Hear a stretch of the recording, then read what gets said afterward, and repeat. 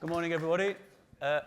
Welcome to this morning session on grid transition. I'm Dominic Finn. I'm the Head of Transport with Climate Group. It's really a pleasure to have you all here today. I've got a great panel and a great discussion before that coming up on the challenge of grid. Very pressing challenge. Just over the last few days, I've been here and talking about the broader EV transition, which Climate Group focuses on. The grid is coming up all the time as a big blocker as we look at a lot of the low-hanging fruit, if you like, when it comes to the EV transition around passenger cars and people who can charge at home and charge in urban areas is well underway. Huge blockers remain around charging vehicles at depots, and that requires huge grid upgrade. That's going to be the focus for the discussion today. Just to provide a bit of context before we welcome our first speaker onto the stage. When it comes to grid, the challenge, essentially, we have to balance rising demand for electric vehicles and electrified buildings with a grid which isn't able to cope with that demand, essentially. It's also coupled with decentralized renewable energy and intermittent energy supplies. So it's a complex challenge. When it comes to grid upgrade, and it's bureaucratically very complex. In the US, similar to other markets, it can take 7 to 10 years to see grid upgrade. It's not fast enough, given the theme for Climate Week, it's time. We need to be moving much more quickly. It's incredibly expensive, and to enable grid upgrade to happen, we need to bring together lots of different stakeholders who aren't used to working together and collaborating together. The language between utilities and fleets and automotive manufacturers and governments is not always the same. There's a lot of jargon in each area. So not speaking a common language, and there's not an understanding of how to address all the different distinct roles in addressing the challenge of grid upgrade. So it's very complex, but absolutely crucial. Just to give a bit of a sense of how important it is. We are obviously, we have a very small window to address the climate crisis, and road transport is absolutely essential to doing this. It's the fastest rising sector for emissions. 15% of global emissions are from road transport. It's the second biggest emitter after coal. So it's a huge sector that needs addressing. And for when it comes to grid, this is absolutely essential to addressing that challenge. As I mentioned at the beginning, a lot of the low-hanging fruit has been addressed, but we need vehicles to be charged at depots at scale. We need solutions to this problem. So we've got some experts on the panel who are going to talk about this. But before that, I'd like to just put the session into a bit of context. Joined by Andreas Foller, who's the Chief Sustainability Officer at Traton Trucks, who you'll know perhaps for their brands Scania and MAN and Navistar in the US. But Andreas will join me in a second just to talk about the heavy good transition. This is one of the big blockers to electrify all road transport, is about medium heavy good vehicles. So yes, I'll very pleased to welcome Andreas onto the stage. I think he's just with us. Thanks, Andreas.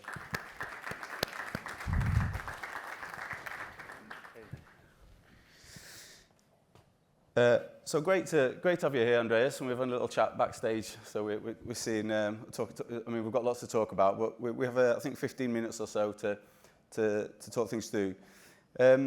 So as I mentioned, if people think of Traton, they probably know more about your brands than Traton, and people might think of you as a traditional truck manufacturer. You make the trucks, but what's your vision for your company, and how is it evolving in the context of the clean energy transition? Well, thanks for being here. I would say that we're betting the company on this transition. It's not because the goodness of our hearts, it's because that we really see that the underlying science, the underlying driving forces are there. We are in a tremendous shift right now, and by 2030 we're hoping that half of our volumes in key markets will be EVs or zero-emission vehicles, and by 2040 maybe the transition is all gone. We are at 100%. So we're going to have to move in breathtaking speed. The way we see it is that we have to transform our core, of course. We've been working with in internal combustion engines for over 100 years. We have refined those engines into perfection. Now everything changes on the technology side. So the products, the technology, the services is all changing. I mean, we basically has to go into a completely new way of selling our products in the future, more like consultants, really acknowledging the fact that for our customers, the fleet operators, the haulers, everything is changing as well, and the old truth is not there anymore. Then the second layer, of course, is with our supply chain, our partners, where we really have to find different ways of working, new partners, new suppliers, and new ways of connecting to them, really betting on technologies in ways that we haven't done before, and using our purchasing power to drive the shift. The third layer is on the systematic level, and this is quite new, where we work with the startup communities, with technology partners, with politicians, with NGOs, to really create the enabling conditions that we need to make this shift, going out of our comfort zone and involving ourselves in charging infrastructure and capacity as a service partnerships, different ways of financing this shift. Mm-hmm. So everything is changing. We're betting the company on that this is happening and at speed. Yeah, unprecedented times. So it's we need new business models, and I mean some of the members of EV100 Plus Climate Group Initiative, our members are fully committed to the EV transition. So with our EV100 Plus initiative, companies are committed to procuring only zero-emission trucks by 2040. It's a long pathway to get there. They're already starting to trial trucks, electric trucks. But from your perspective, as we move, I mean, it's quite early days, and it still feels quite niche. It's on the edge of business. It's not really fully integrated. As we move from it being a kind of on the fringe of business and trialing and piloting to mass adoption, what's your perspective on that? What's needed to get us there? Yeah. It's still early days when it comes to our industry. Past cars are years ahead, and this is not a linear journey, as we have experienced the last years. We're seeing dents in the curves now in EV sales for past cars, and we haven't even really got a chance to get started. So the way I see it is that it's almost like an equation. We need to succeed on 4 different areas, and if we get these 4 areas right, we will see an acceleration, a mass adoption. First one is, of course, zero-emission vehicle availability. And here I can say that already today we have like 900 models of medium and heavy-duty vehicles on the market. Most use cases today can already be met with a zero-emission vehicle. Of course, there is a lot of things to do, and we have to refine it, and every year more and more zero-emission vehicle models on the heavy-medium side comes along. But we feel comfortable that the products are there, and they're getting better every year. Secondly, charging infrastructure and the grid development, which is a theme for the panel later, it has to be in place. I mean, this is key enabling conditions, and that's what's going to create the confidence in the fleet operators to really make the shift. Today, it's just not there. So today we have like hundreds maybe of high voltage power charging in the EU, and we need to get up to the 10th of thousands to be able to have the adoption. Same on the depot charging side, but we'll get into that. So it's not a check on the second one. The third one is TCO parity. And I know many of you have heard about that before, but just to recap, a zero-emission vehicle is 2 to 3 times more expensive to buy. And the idea is that we will then get that money. The customer will earn that money back because of the lower energy costs. So electricity is cheaper per kilowatt hour than diesel. So TCO parity, when the customer can see that within 3 years, with all the expenses they have, they will make the extra cost, they will earn the extra cost back, then we will have the thing. And we're not really there yet. And of course, that has to do a lot with government intervention, setting the play rule, and it also has to do with the cost delta between electricity and diesel. So it doesn't make sense for us when governments are subsidizing fossil fuels or lowering the taxes on diesel to win the next election.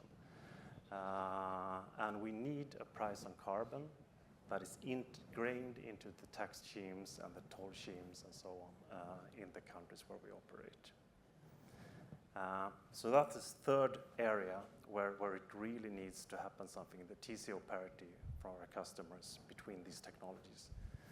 The fourth one is renewable electricity, and there I'm quite comfortable at the moment that we're seeing that the investments in renewable are increasing in the way that it should be to cater for this transition. We need, of course, triple the investments into renewable energy, says IEA, but I think the business case is there. The price for installed kilowatt hours of renewables beats fossils and nuclear today, so I'm quite comfortable with that. So it leaves us with two big areas where we need to lean in and collaborate, and that is the enabling conditions and TCO parity, or the cost to make the fleet adopt this at scale. Yeah.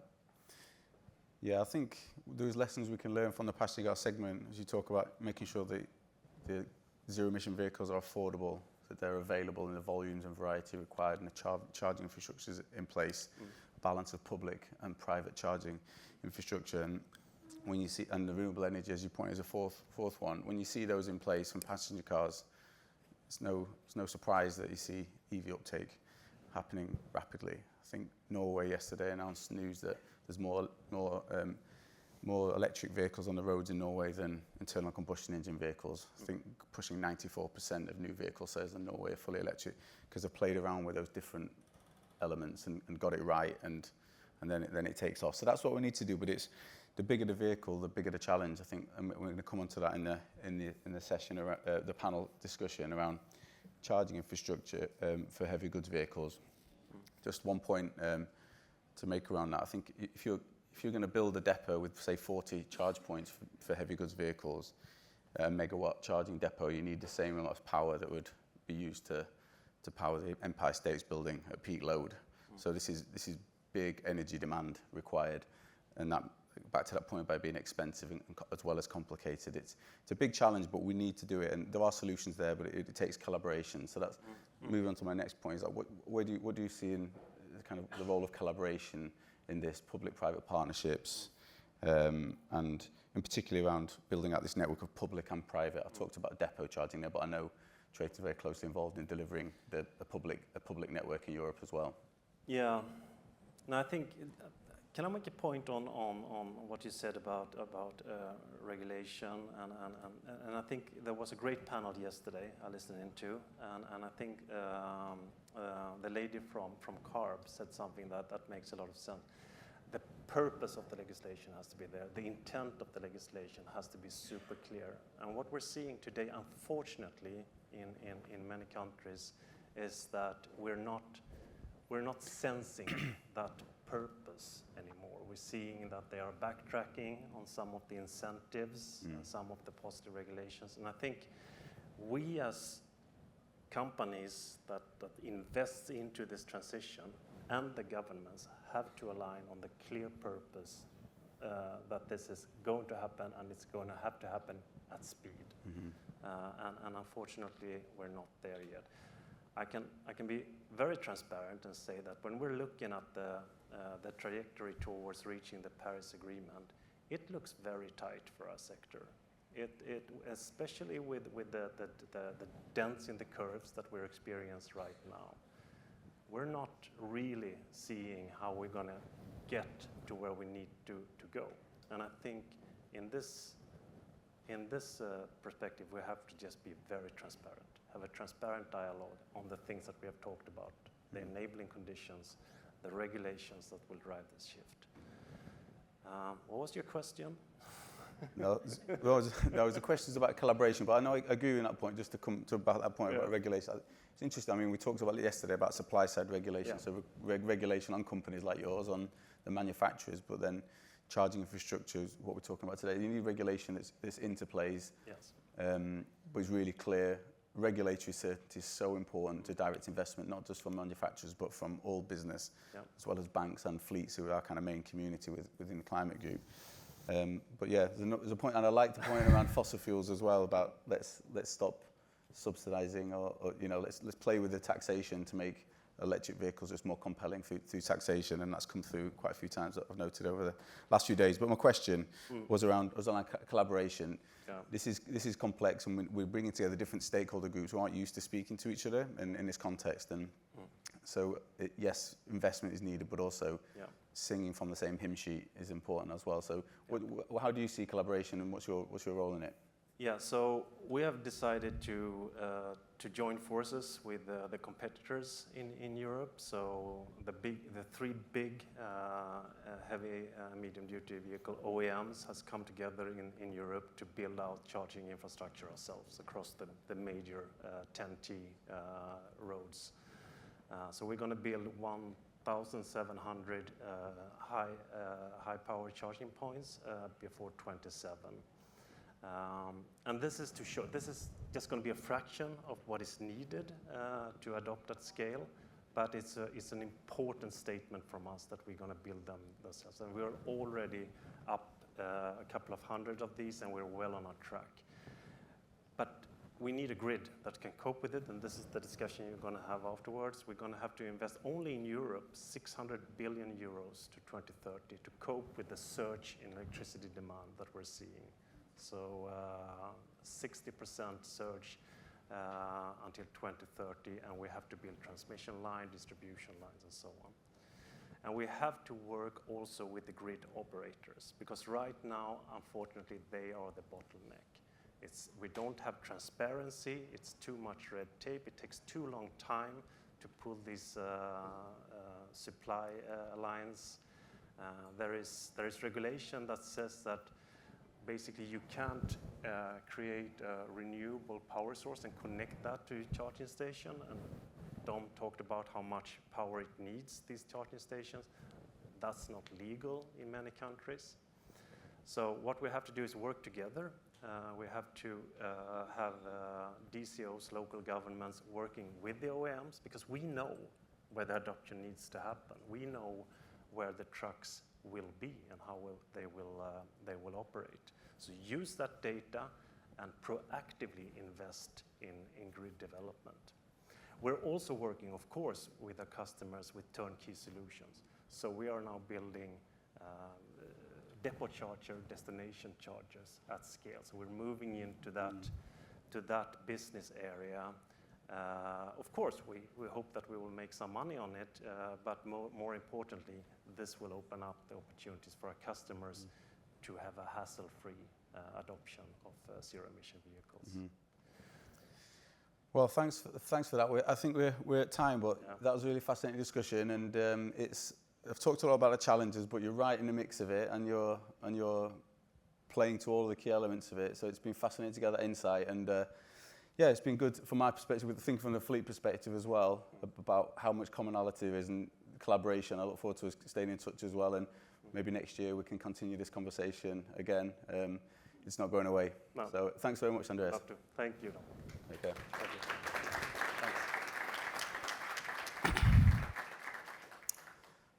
So moving on to panel discussion now, we're going to dig into the realities and practicalities of grid upgrade. So I'd like to welcome to the stage our panellists. We have Colette Honourable, Executive Vice President of Public Policy and Chief External Affairs at Exelon Corporation.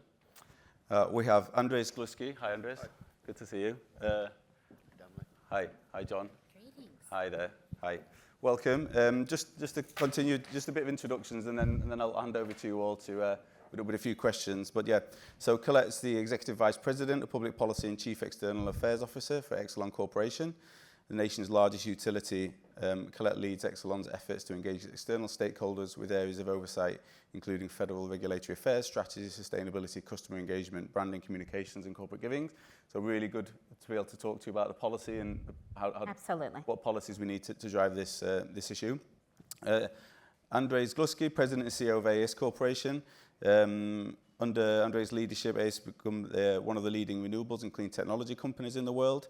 According to Bloomberg New Energy Finance, both in 2021 and 22, AES signed more renewable energy contracts with corporations than anyone across the globe. So yeah, good to be able to get your perspective on the role of renewables as well as grid upgrade.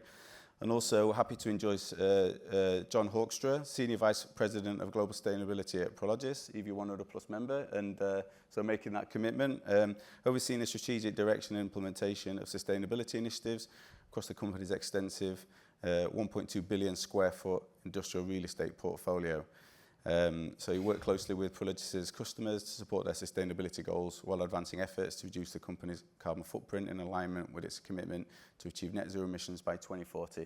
So we've got a really good mix of different companies, and really looking forward to talking to you all and diving into this issue in a bit more detail.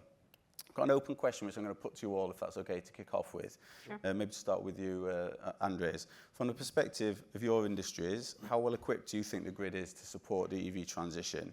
And what are the most pressing upgrades that need to be made?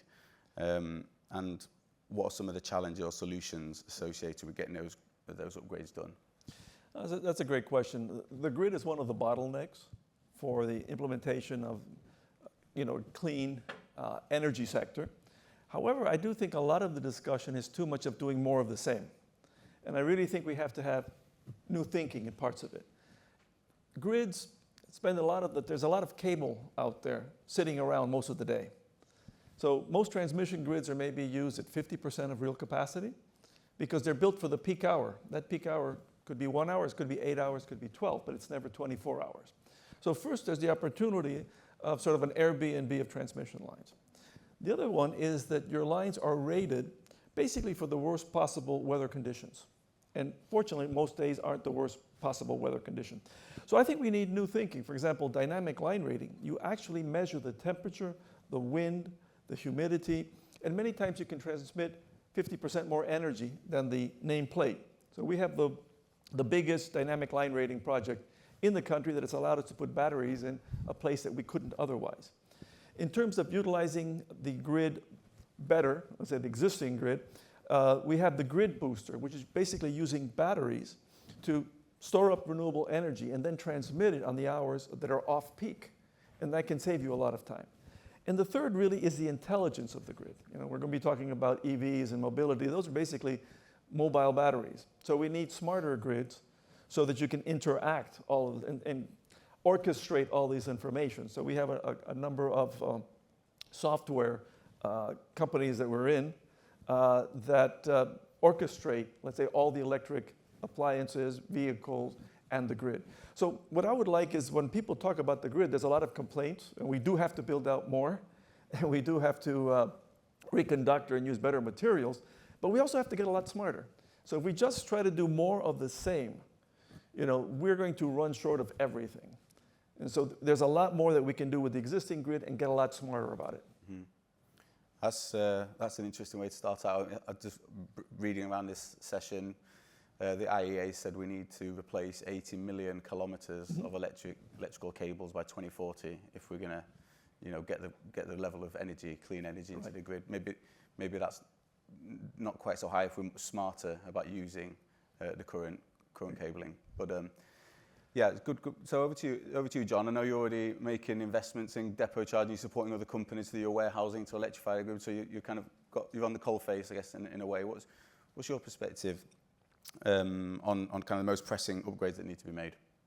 Yeah, and Prologis may not be a household name to many of you, but in your household, one of three things have touched a Prologis warehouse or distribution center around the world. So we're a bit of the backbone around the e-commerce boom and around logistics. And so as we looked at it, we said, well, we set a net zero target by 2040 associated with our value chain, which is a pretty aggressive goal to help our customers decarbonize the way in which they're delivering goods and services to your homes. And so part of that is thinking about how do we electrify those transportation routes, not only last mile, but middle mile, et cetera. From, if you think about the Sprinter vans that are delivering a package on your doorstep, all the way to Class 8, large tractor trailers. And so what we've done is invest heavily in both depot charging centers, which we call a depot. Think of it like for a single tenant or a single customer, how we help them charge to deliver those goods, either between, across the over-the-road network or to your home, as well as even investing in hubs. So think of that like, I often call it like the truck stop of the future, where think about a future where electric tractor trailers are pulling up, charging in 30 to 45 minutes, and then they hit the road again, and they're powered by truly clean energy and zero-emission vehicles. And so with that, there's a number of challenges, and Andres, I think I highly agree with your 3 key points. And so as an end user or a provider of infrastructure as an end user, it's really about power availability.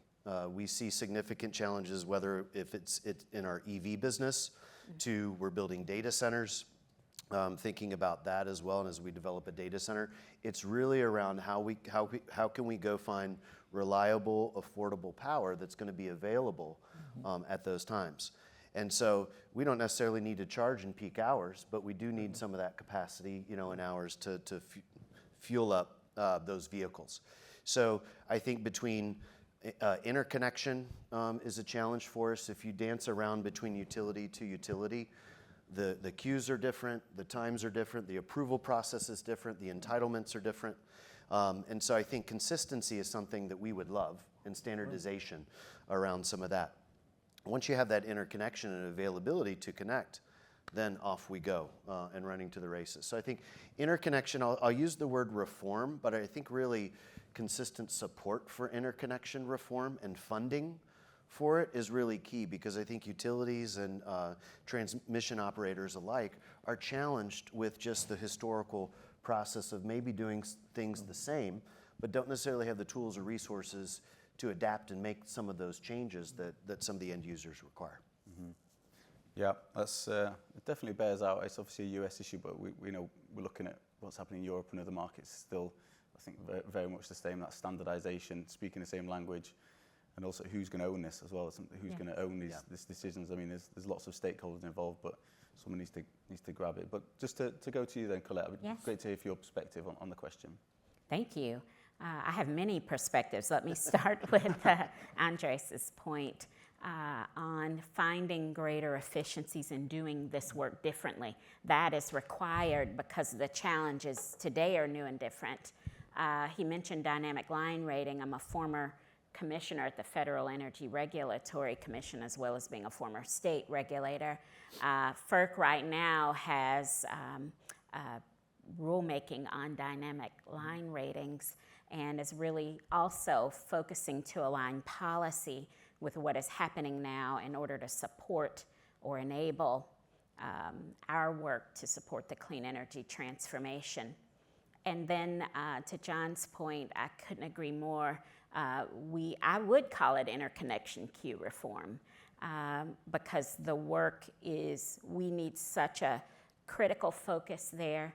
To your point, Dominic, we need for folks to own their roles in this. Right now at Exelon, you mentioned we're the nation's largest utility.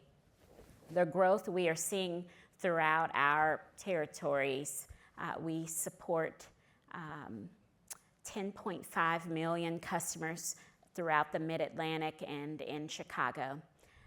The load growth we're seeing is unlike anything we've seen since air conditioning was created. For instance, in the ComEd territory in Chicago, we were just speaking about this morning on a call. We're seeing something like the need for around 10 gigawatts of capacity to support large load, primarily data centers, but also we're with the terrific economic development we're seeing throughout the jurisdiction that will also include large industrial and commercial customers. We also have 20,000 colleagues who are working across our platforms to answer this question. How can we do this work more quickly? We used to say it'll be 5 years to get that transmission line built. That's not good enough today. And so we have put together great teams. We've hired great people to support the existing people we have on board, but the work will continue to be a challenge for us. We need a tremendous amount of transmission. In addition, we need every other tool to support the clean energy transformation. That will include non-wires alternatives, using energy efficiency, leveraging that as our first source. But to John's point, we pride ourselves on ensuring reliability. I mentioned ComEd, they were ranked #1 in reliability in the nation. And that work will only become more challenging as our work continues. But we have to shorten the timelines as a whole. And to your point, Dominic, that goes not only for us in the US, but our friends around the world. Yeah, certainly it's a global challenge. But just to stick with you, Colette, to dig into that a little bit more, you serve as a regulatory commissioner. So what would you, and the question of ownership is complex, but the solutions there, but it's complex. What do you see the role of regulation or policy in kind of driving this forward? And is there any specific policies that you think are needed which will help overcome the barriers to grid modernisation? Thank you. I love the question, especially in this space. Sometimes government is seen as a laggard, sometimes industry is.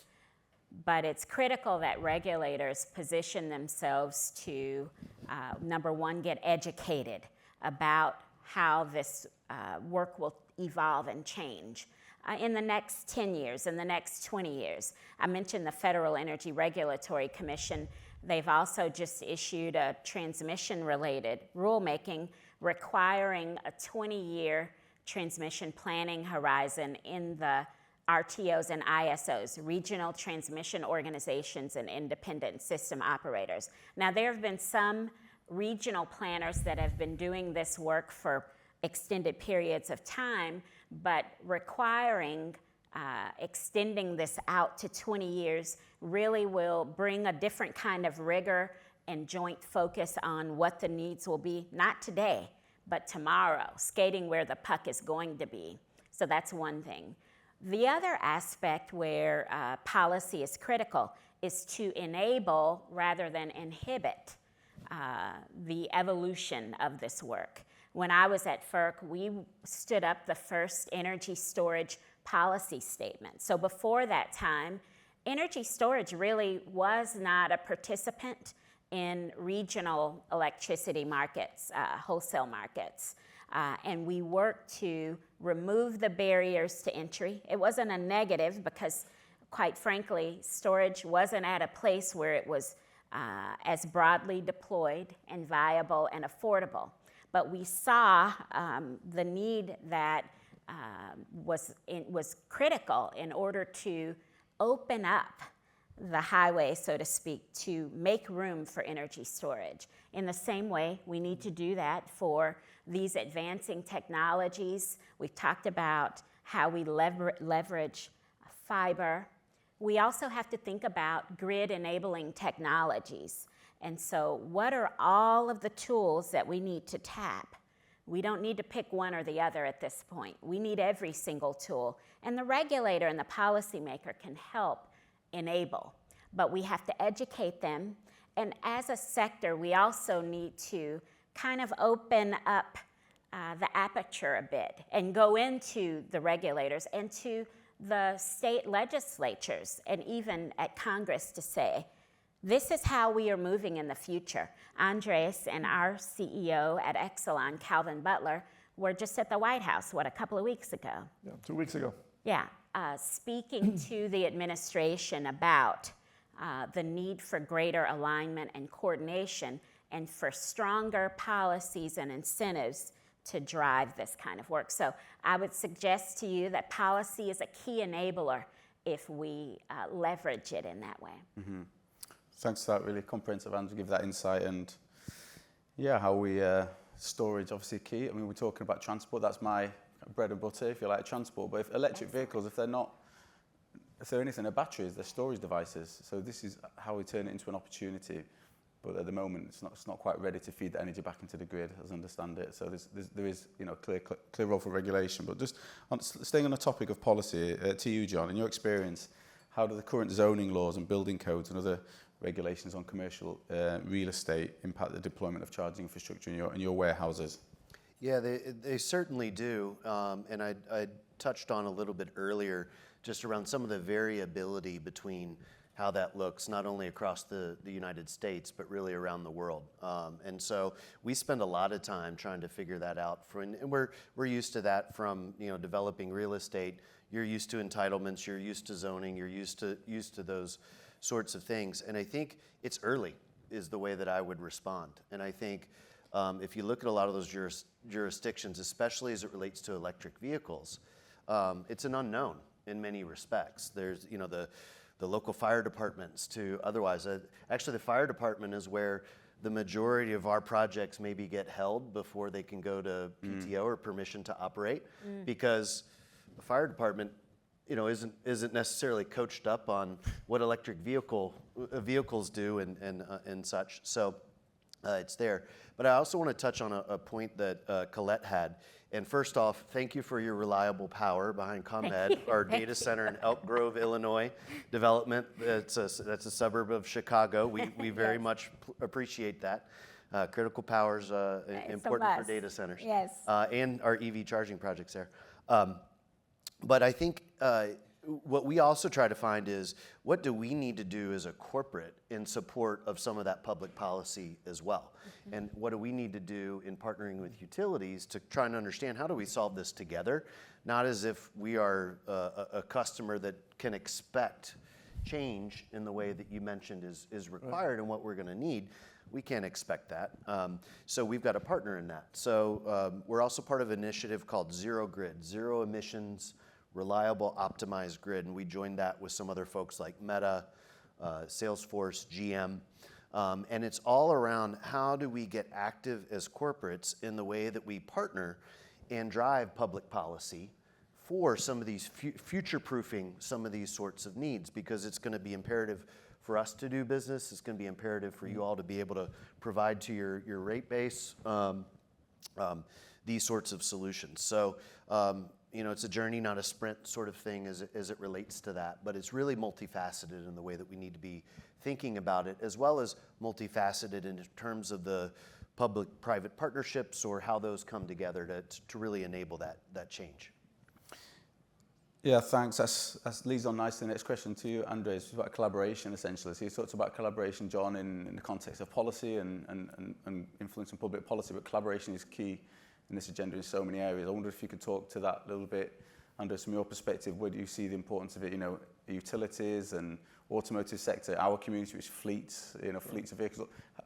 How do you see collaboration across those different sectors? Well, I think nobody can solve this problem on their own. That's number one. So we all have to collaborate. And I think what you're seeing here on this panel, we're all talking about that. We have clients, regulators, utilities play a vital role.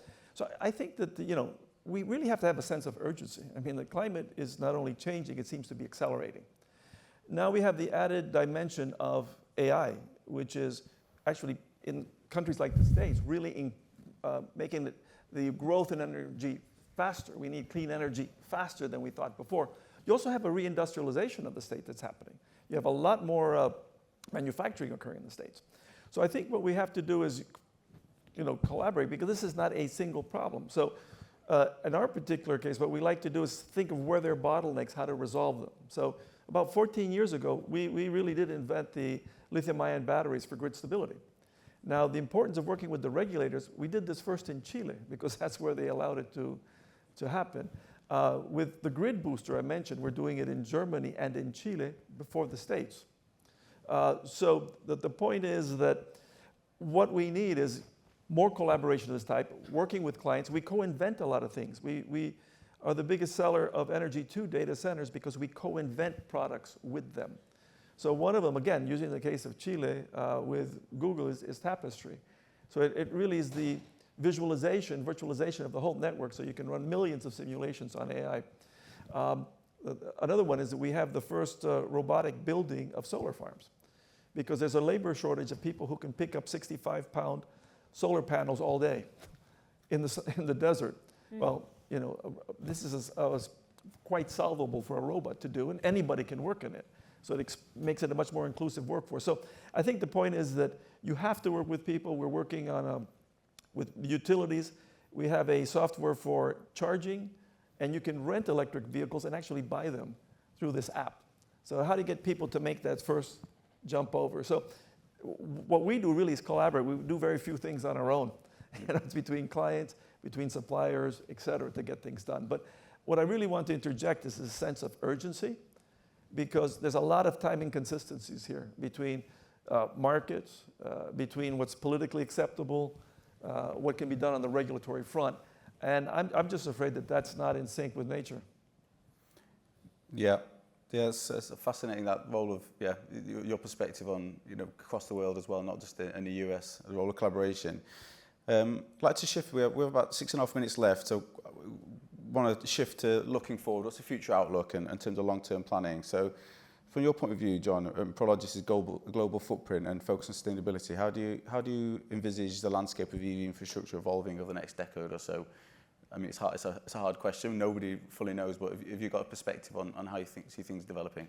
Well, the way we look at this and driving sort of this clean energy transformation is first and foremost a service and solution for our customers who are wanting to do the same thing. So it's, you know, whether it's the Amazons, the Home Depot, the Walmarts of the world, who are all listed customers for us in our 10K, so no secrets there.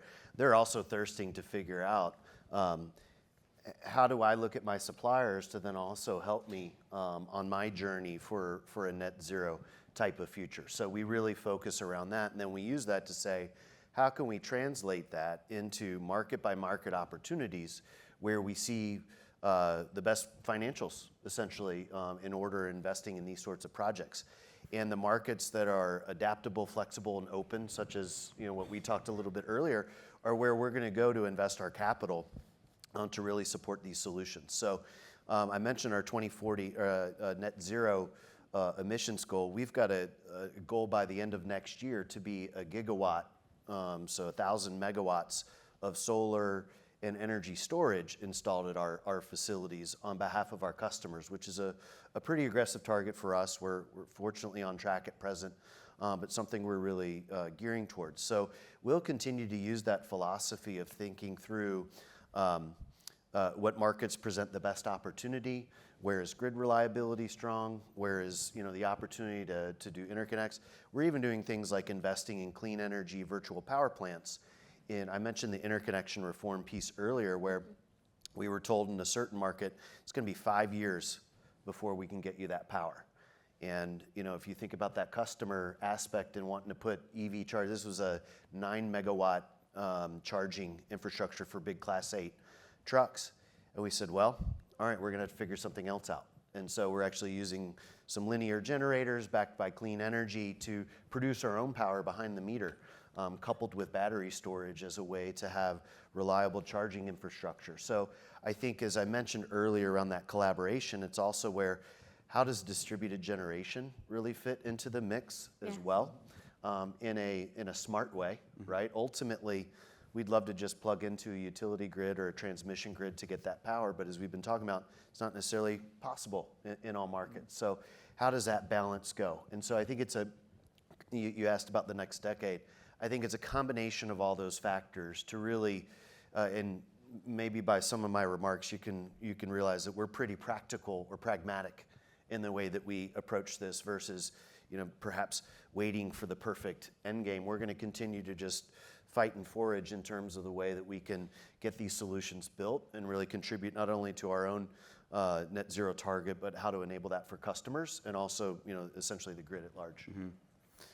Yeah, thanks for those reflections. I'm just conscious of time. We've got just a few minutes left, but I'd really like to get just one more question. Maybe I'll put the same question to both you, Andres and Colette. Sure.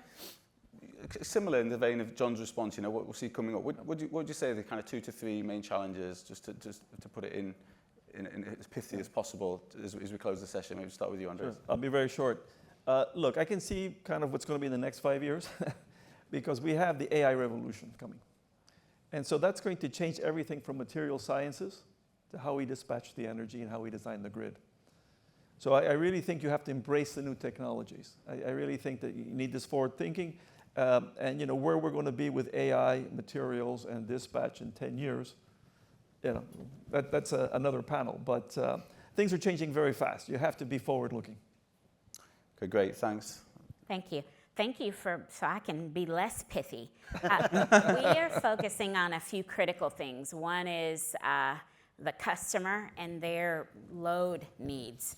You've heard just enough here that'll make you almost want to hyperventilate if you're sitting within our utility and you have to make sure that they can interconnect. So focusing on our customers and what they need. That includes a few things. One, you hear a little undercurrent of the need to ensure equity and fairness for our customers. You've heard us talk a lot about large load customers, but we have a lot of customers to serve, and we have to serve everyone. Hospitals, schools, residents with folks that might have health challenges, et cetera. So focusing on the customer, doing the basics, ensuring reliable, affordable work. It's also sustainable. We have our own path to clean and our goals that we are working to meet by 2035 and 2050. Second, electrification. I love that you mentioned transportation, Dominic. We are very focused on that, and we've collaborated, let me use a word we've been talking about, the public-private partnership with CalSTART and the World Resource Institute to focus on the electrification of school buses, because we are doing this work differently. We have to be focused on helping every customer participate and own their place in the clean energy transformation while also helping to improve health impacts. For our part, you'll see us leaning in a bit more on policy, as you've heard the undercurrents here as well. It's not just that we do what we need to do well. We need to have regulators and policymakers that are helping us do the work well. So you'll see us continuing to lean in there. Finally, this ropes back to customer, who they're at the center of everything we do. Affordability will be something I want to leave you with, that focus that you'll see from us, because we have a lot of investment to make. At Exelon, $3.5 billion over the next 4 years. Our customers are more challenged financially, and so we all have to be thoughtful about how to meet this moment, but do it in a way where we leave no customer behind in terms of how they're able to bear the transition. So our work is cut out for us, but we love the partnerships, and we're really delighted to have this opportunity to visit with you about them. Great, thanks Colette, and thanks you all. We've come to a close. I think that was a really informative, lively discussion. Thanks very much for all your contributions.